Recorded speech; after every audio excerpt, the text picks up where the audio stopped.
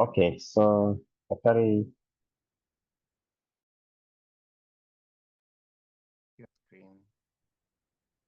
share screen, and then there's something we just need to make sure it's working well. Try and speak. I want to hear that you can speak. Okay.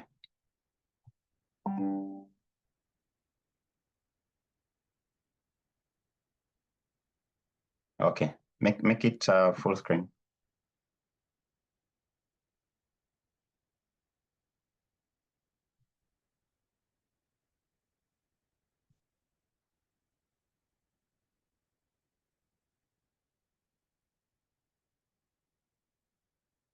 Why do you keep reverting to being a host? Hi, Silas. You can unmute now. Oh, thank you. I could not speak. I could not send message. I could not do anything. Okay. Yeah, very uninterestingly, I think that's the word I should use. I had set up all that earlier on. I don't know why this hacker was still able to, undo all those things. So it looks like there are people who have also been taken to the waiting room, but I think we can. Yes, I will selectively look at those before we admit them. I've enabled that now, and I'm sorry, there are people here whom I don't know, so I'll keep sending you back and chatting with you there before I know who they are. Okay. Sorry about that. I have never been attacked. I have just heard that people are being attacked on Zoom. Sorry, today is my first experience, and I think we were talking about these forces, and sorry, I'll request you to just walk us through very quickly from the beginning, so that we have one clear recording, because we will share it. Okay, so I say that I'm Silas and working with APHRC, African Population and Health Research Center, as you can see. And I wanted to talk about writing this abstract, but then I was focusing on the four C's. I call them the four C's. We can call them five. So one is coherent content, one is cohesion, another one is clarity and consciousness, and then claim. So there are two types of abstract that we could talk about here, but I think we're majoring on one. One is when you're doing your research, you've done your work, you've written your paper, now you're writing your abstract. And then there's another one that you are just setting for presentation. This is a work in progress. This is something that you've not even published. Silas, can you make it presentation mode? Silas, make it presentation mode, please. Sorry. What's happening here? It's the same link. Click at the bottom there, Dr. At the bottom right, and just make it big. I know what's happening. I am using two screens. So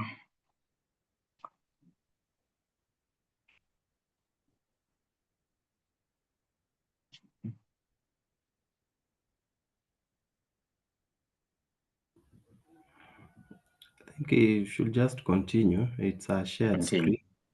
Yeah, it's a shared screen. If he makes it a presentation mode, that's another window altogether. Okay. Just continue. You can make thinner the left panel.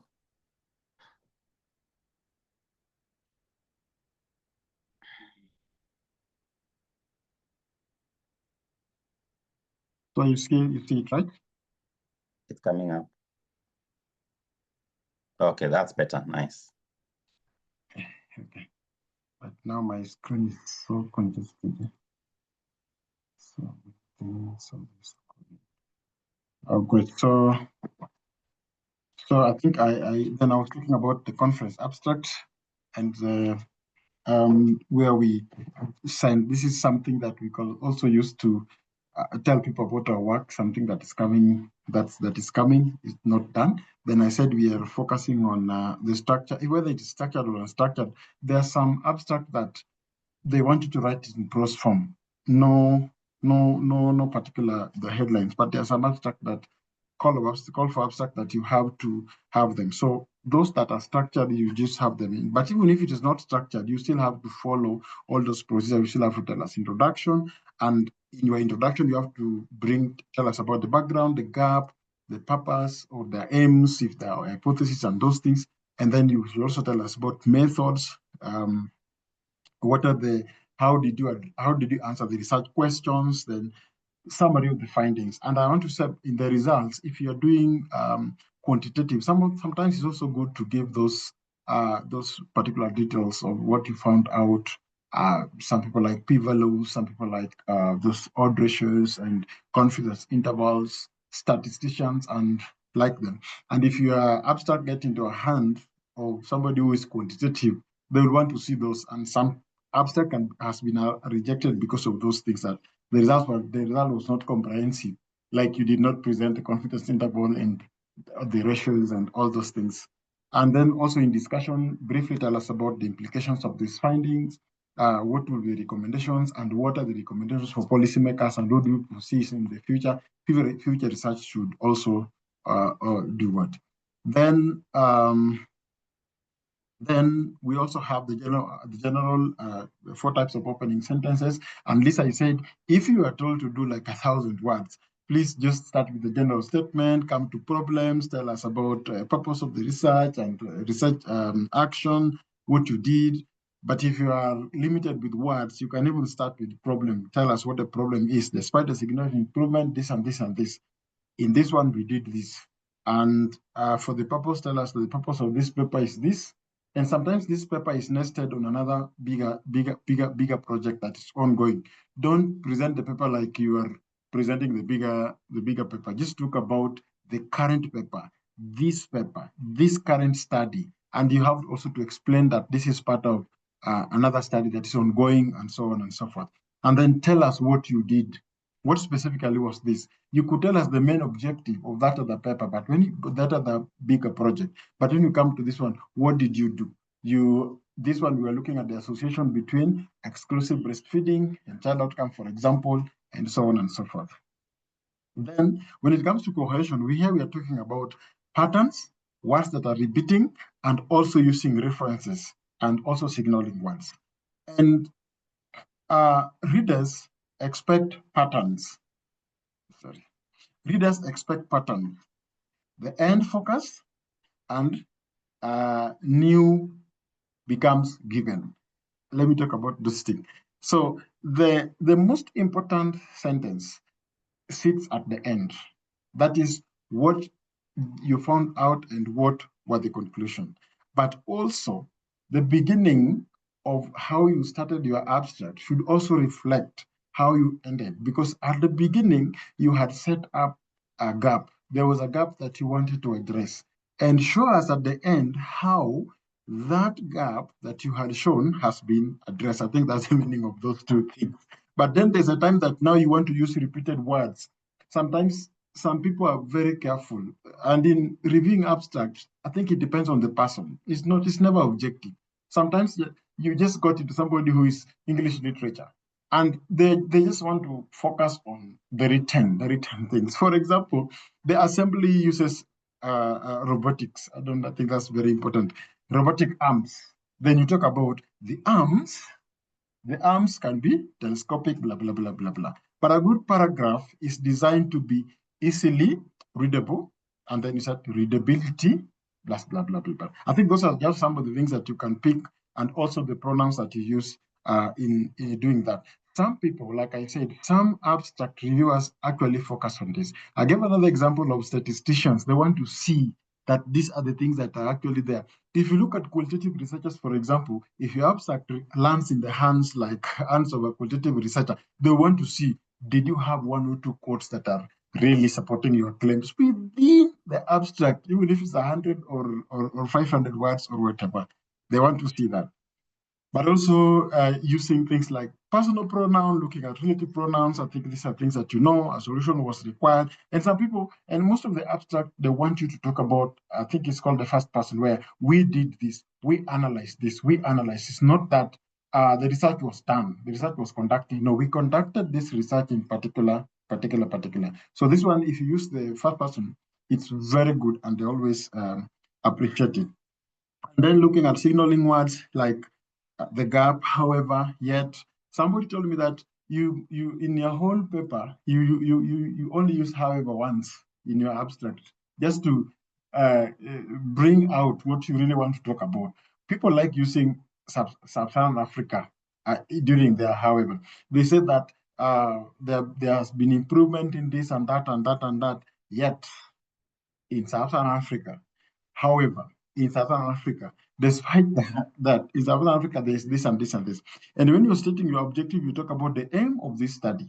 Those are some of the things that the reviewers pick, because then you are using 100, 200, or 300 words to tell somebody your ability or the kind of work that you have done. And therefore, these things should need to come out.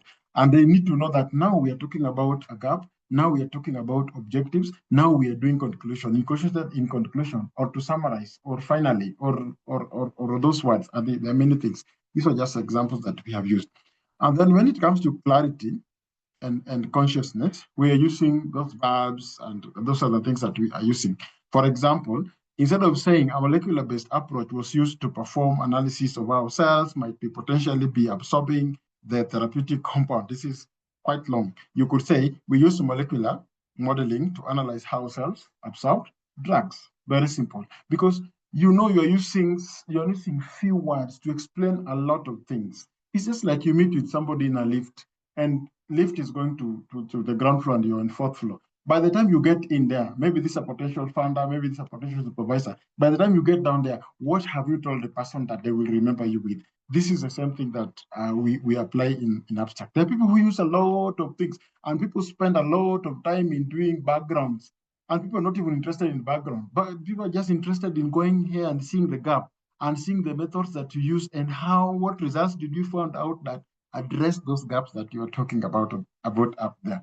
Then also claims, here you talk about how to sound objectives and believable and happy about your results. Talk about your results. What about, are you yourself looking at your results, and then you'll be happy about them. You talk about subject is the researcher. So you talk about we proposed, we show, we demonstrated, not that they studied or the proposed work was. You start with the person, the subject you are, and then results. These results demonstrate, these results supported, because you accumulate a few words, but then that provides a bigger meaning. And also active versus static claims, like nouns. You talk about the results demonstrated a rise in sea level as a result of the global warming. Quite summary. And then the results demonstrate that the sea level are rising. I mean, you can use the noun, but also you can use those clauses. Those things are true. You learn English. I said that sometimes you are, depending on where your abstract is landing to, and that will really bring a lot of other things. And then when you are writing your findings, make sure that you're positive about your results. That, for example, not when you did not see any results, you say, we did not find any evidence. No. We found no evidence supporting hypothesis. Or in the treatment group, we did not find any patient with improved liver function. We found few patients. I think then you sound positive about the results that you have found out, instead of just saying not, because then some of these things are not really good claim. When you talk about not and much, very little, the cells line did not grow much after stimulation. These cells grew little after stimulation. Those are just examples of some of them you can easily be.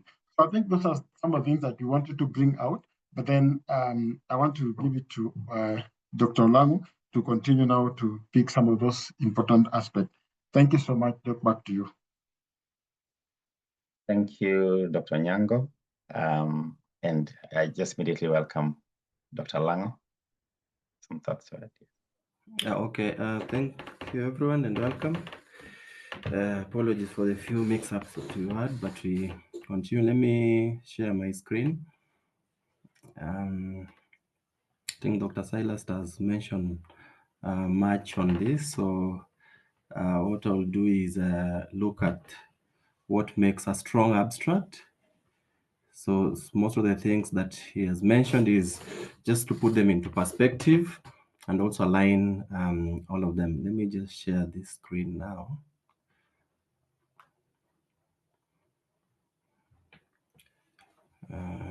Just 1 minute. I think it's big enough.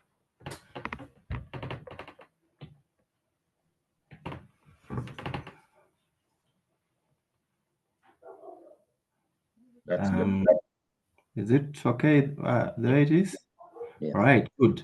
So I'm Dr. Bernard Lang. I'm a lecturer and also the postgraduate research coordinator at Catholic University of Eastern Africa.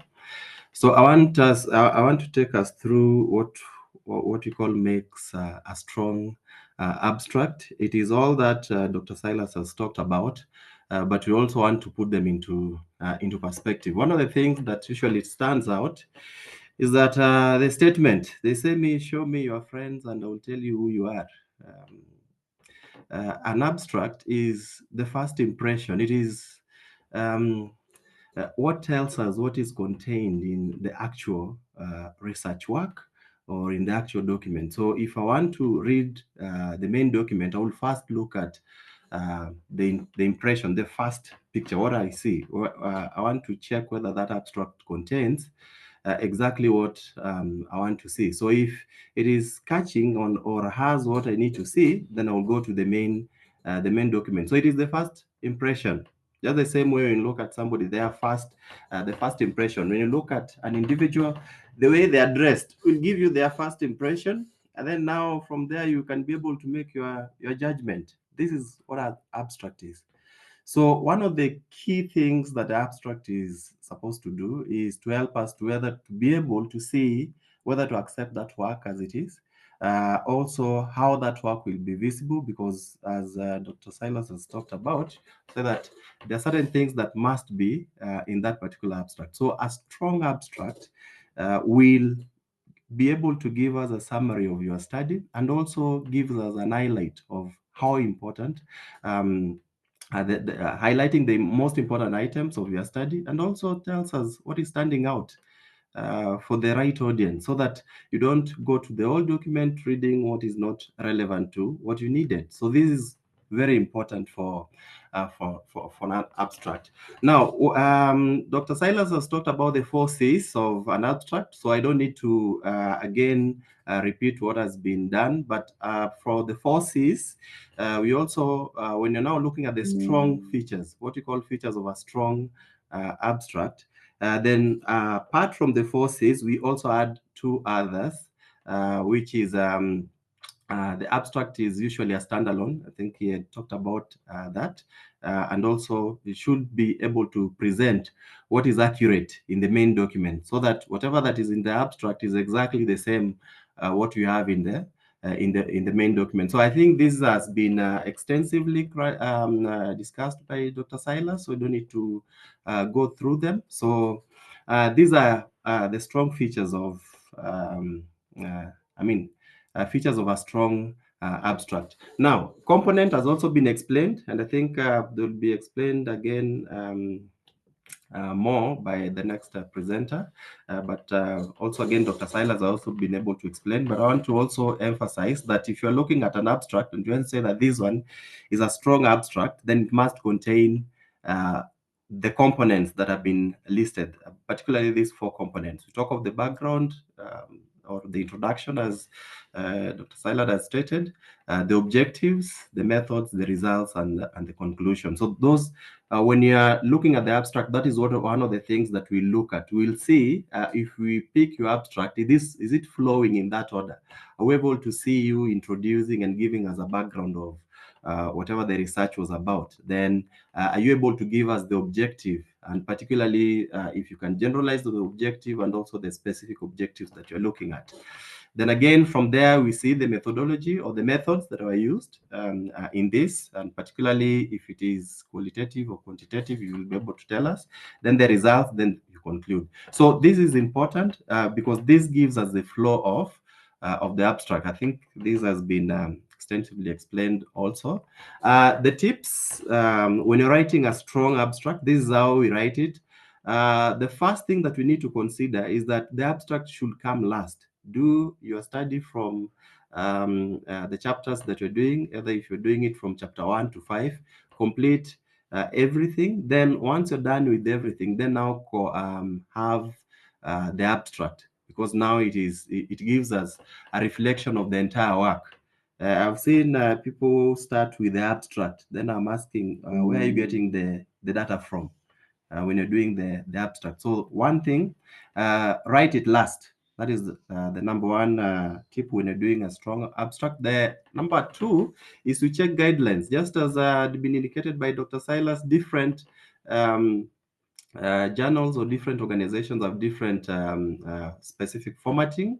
So check the formatting that are required for the particular abstract. For example, the conference that we are having has specific requirements. So you look at those specific formatting that have been given. How many word counts particularly? Is it between 150 to 300, which is usually the standard? So check what are the guidelines that are required for the abstract. Then an abstract must be able to have keywords.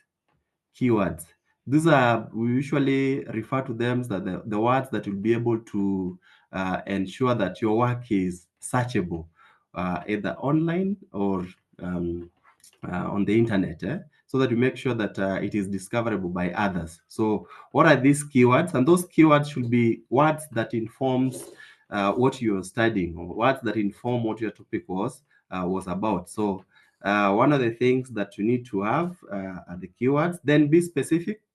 Be specific. We've seen, unless it is specifically given that the abstract is addressed to a specific group of people who are technical people, then you can do it, you can use jargon. But in most abstracts, we usually advise that you be very specific and avoid jargon, and also statements that I refer to as vague statement. Where this one, you want to ensure that if anyone comes into contact with that particular document and they read your abstract section, they'll be able to understand what the research is about, and also take into consideration whether it is what they need or what they do not need. So be very specific.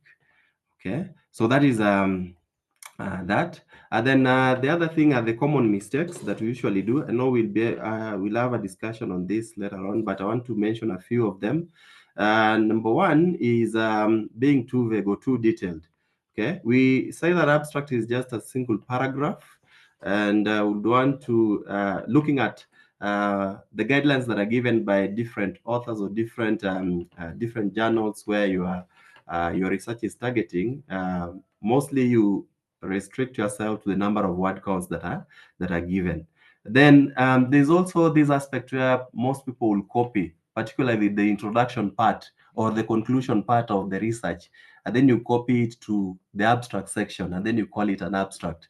That is one of the mistakes, because the conclusion will not be able to tell us overall everything about the research, and it will not have the flow that we've given, where you're supposed to start all the way from the background to the conclusion. But yeah, you're only giving us the conclusion, or you're giving us the introduction only. So that is one of the common mistakes which is there. The other thing is repetition of specific objectives, particularly where you have a general objective, and then you have a specific objective with the tail end repeating itself. So you copy them the way they are to the abstract. These usually consider that it creates what you call a redundancy, because you will keep on repeating certain statements within the abstract, which is not required. Then the overuse of technical terms, or what you call abbreviations in abstract. Remember, your work is being read by both those who are in your area of study and those who are not in your area of study, and they need to understand what you are researching about so that they can be able to make a conclusive conclusion. The other thing is on missing key results. Remember, Dr. Silas was saying that for the statistician, you'll require they would like to see those particular results and what were tested. So this is important to be done so that we know exactly what is required. Now, in conclusion, and due to limited time, I would say the following, that if you're doing an abstract and you want to look at what we refer to as a strong abstract, then it is one that is clear, it is one that is concise, it is one that follows the structures that we've provided, and also relevant to the research that is being given. So an abstract is your gateway either to academic or professional engagement, because it will show exactly what you've done. So when you're doing the abstract, please think about the impact of that particular abstract, because it is the face. What do you want the reader to remember about that particular research work that you are doing? What is this that you want to the reader to remember? What is the catch phrase? What is the aspect of the research that you want the abstract to communicate? So this is what you are saying. Think about the impact of that particular abstract that you're doing. So I think with that and the limited time that is there, I would usher in my next colleague to enter the next phase. Thank you. Thank you, Dr. Bernard. Maybe Dr. Lumbe, you will just add a few thoughts to this. Then I'm sorry, because of the mess we had earlier on, maybe we can have another 10 minutes extension. We'll give a chance to a few questions after Dr. Lumbe. Okay, thank you very much. As I said, mine is actually to just wrap up here. And as we can see, time is already gone. If we were then to look at this work and review what has been brought in, I'd wanted just to contextualize. Let me see. Let me just share this first. Okay.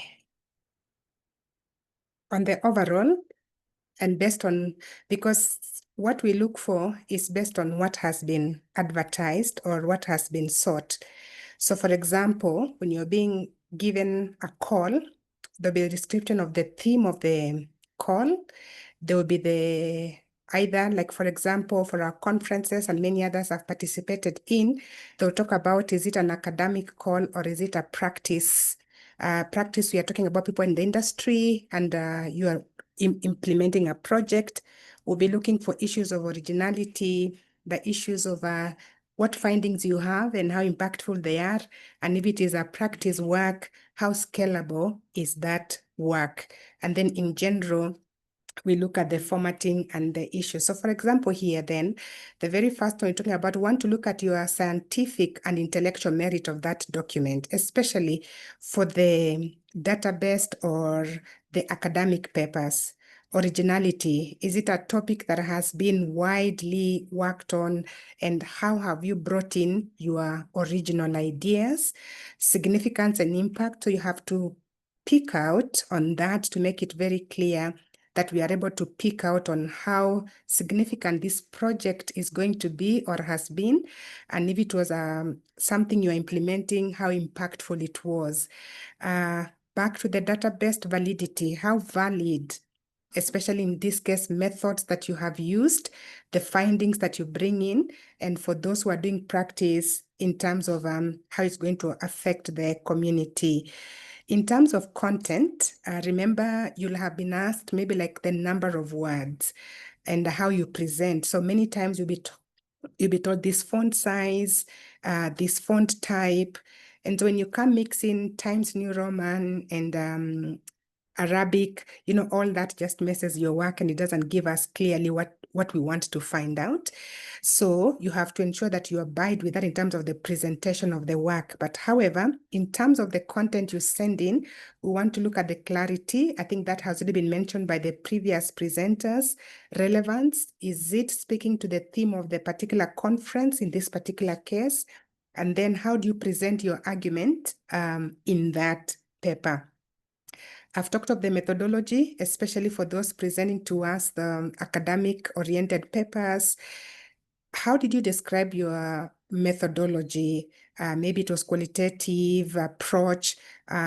Maybe it is an ethnographic study, maybe. So want to see scientifically, how is that methodology strong and related to the kind of work you're presenting to us? And then the data you present in, how accurate? Is it accurate data, the statistics you're providing, the qualitative narratives you're providing in, are they accurate? And so I think that point was brought in, and there'll be the check marks that we come in. In terms of the work, and so I talk about completeness and compliance, do we see any gaps? And so sometimes I've seen abstracts or papers that are written and you see a sentence that is hanging. So you have to bring completeness and in alignment to the call. And then you need actually, especially if it was a publication, to the journal, but if it is a conference, it should be aligning to the theme of the conference. What I want to do specifically, and I didn't want to dwell on that because, so for example, for this particular conference, the reviewers will have a specific grading scale. And so a sample that we have used in the past, I think looking at this will just help you when the scores are being awarded to your paper. So we'll have the details of that, but I want us to go here, hoping you can see my screen because it's smaller size. So if it was to be a data-based or academic-based paper, these are the things we'll be looking for. So the first impression is the word requirements. So for example, we've asked you to send in 350 words. So that's the first thing somebody's looking for, the number of words. We have said you do font size 12 Times New Roman. Again, that's the first thing somebody's looking at. If so, at that point, either you get your 3 marks or you get a 1, or if you didn't abide to any, maybe I think we didn't give a provision for 0. And then we have the clarity of the statement of purpose or the problem in your work. This study sought to do the following. For those who are doing the academic paper, again, how clear it is, we'll again give you a score on that. And then I've talked the issues of clarity and communication. We know the English came with the boat. So how do you clearly express your information for us to be able to understand? Again, you get a score on that. And then the methodology, how sound and how relevant is it to what you're presenting to us? So again, you get a score for that. And then the findings that you're bringing in your work, and how you present, to how clear are the findings. So again, if they're unclear, again, you get a score or no score. Innovativeness of the project that you are doing or the research that you are doing, we score you on that. And then finally, we give you the overall quality and significance of the abstract you send in. And then we give a mark. For those who are in the practice and you've been implementing a project, the basic word count stands there. So again, we look for that. And then we look at the relevance of this abstract to the theme of the conference. We've already given us the theme is climate change and child protection. And then there are several sub-themes. How are you able to speak to that theme and the sub-themes? And then again, now for the practice, we are looking at the program you're describing to us. Maybe you're implementing a child rights program on climate change in your organization. So how will you describe that and what happened and how you set it up and the implementation process? And then how do you tease out the promising practice from that project? But how scalable is that project, or can it be replicated?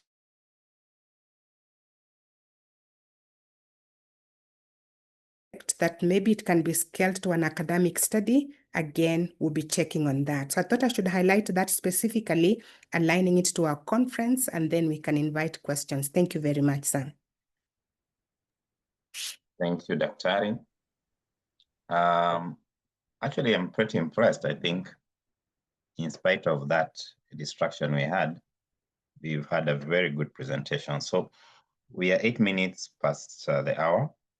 I will invite comments, questions on the chat, but let me enable a few people to unmute or to raise your hands. Sorry, being careful now.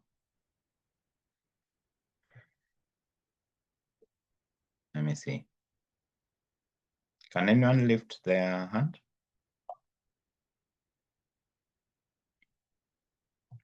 Okay, you can unmute and put out a question. Oh, there's already a question here, so any of the panelists can respond. Is it a comment?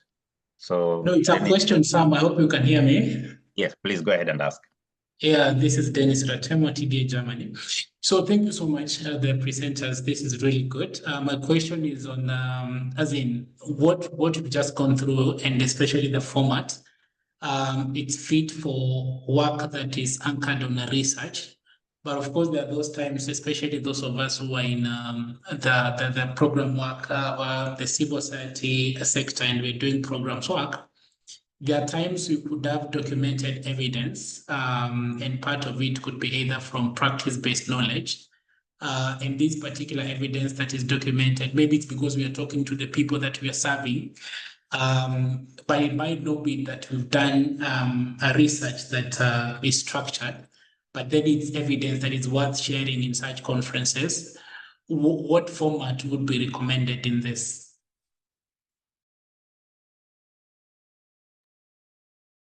Should I? Okay, thank you, Dennis, for that question. And maybe just going back to the last presentation I made on the table. So for the people who are providing, and we've given that actually on the call, if you are giving us practice, we expect that you will give us the title, and that will be the title of the project that was implemented. And then you will describe the program in terms of what was this program about? Where was it being implemented? And then based on the program, because most of the programs you have a midline review or an end line review, what were the outcomes from the projects that you have done?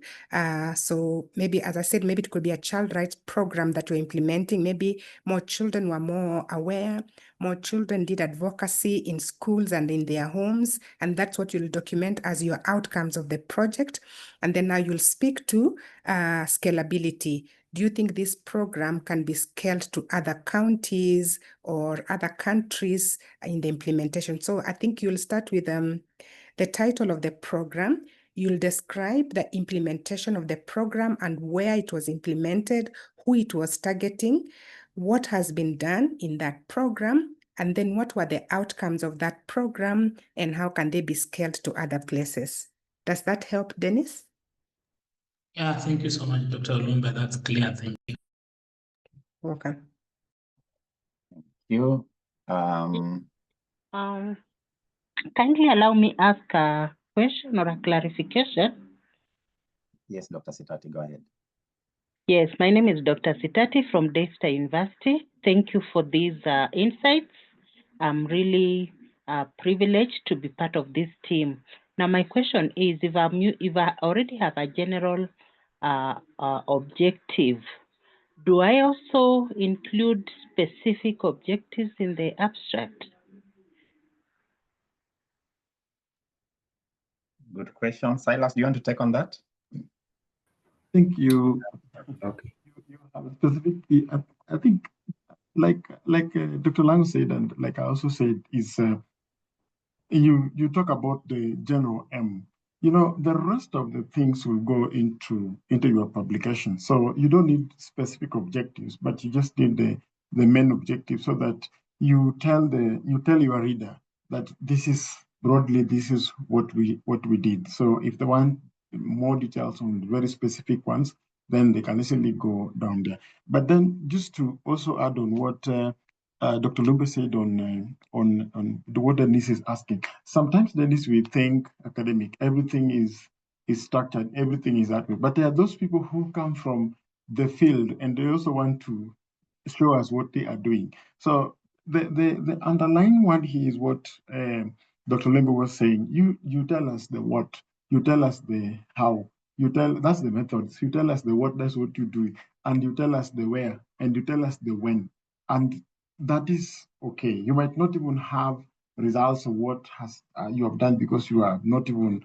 done anything, any association or any of those things. But the what, the how, the where, the when, those things should come out even when you're writing something just in prose, even without having the titles. So thank you. Back to you, Doc. Maybe Silas, I could just come in again, Sam, if you don't mind, Sure. on that question again from Dr. Emily. Thank you, Silas, for that response. And so I think for Emily, if you had a purpose and then several objectives, sometimes you choose to present to a conference only one objective. So if it was only one objective, then you focus on that. But if there were several, then you'll highlight the specific objective. But if you are submitting a paper or an abstract in relation to only one objective, you only highlight that specific one. Thank you. Yes, let me add something. Just on what Dr. is asking on the specific objective and the general objective. I think the statement will be, you give us what the general objective is, what your objective is by stating the general objectives that include the tenets of the specific aspects of the study that you're looking at, so that it can be able to inform both what you are referring to as the general objectives and also the specific objective, because the specific objectives are specific on the variables that you're looking at of that particular study. So they must be able to come out when you're doing, when you're giving the abstract. Then again, on the question that was asked on the practitioners, I think we're also alive to the fact that when you're doing an abstract, in most instances, the call for abstract will, the call for papers or call for research in that manner will give the format or guidelines that are supposed to be followed. And in this case, I think for our, we also have a guideline on this.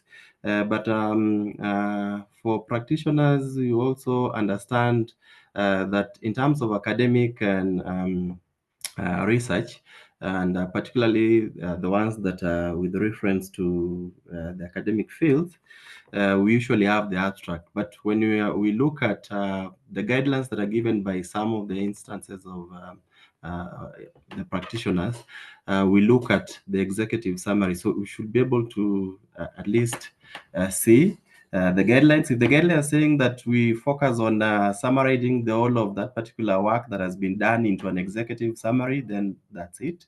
But it is the guideline that will be able to inform us whether we are looking at an abstract, or we are looking at an executive summary, or we are looking at both in essence. So it will be able to, should be able to tell in that essence. So I think that is yes, thank you.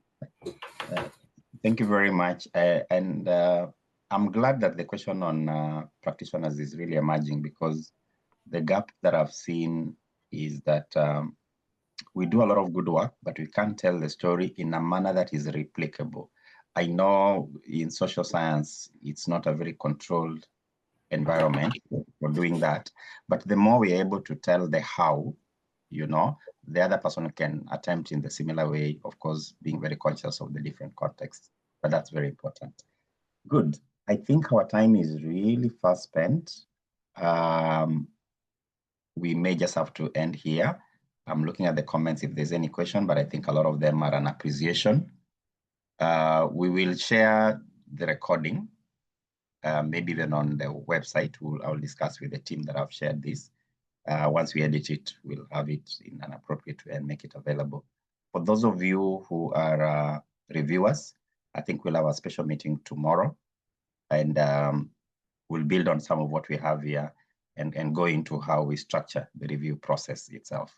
Otherwise, I want to thank everyone who came. Apologies for the mishap we had. I realize while all the settings were there for security, we allowed multiple screen share. That was a mistake. So I think that's how the hacker managed to do that. But thank you very much, and looking forward to having more papers from those of you who are encouraged as we get to share the knowledge in the International Conference on Child Protection in Africa. Thank you, and have a good evening. Thank you, everyone. Bye. Bye. Thank you. Bye-bye. Thank you. Bye. Thank you. Bye-bye. Thank you. Bye-bye.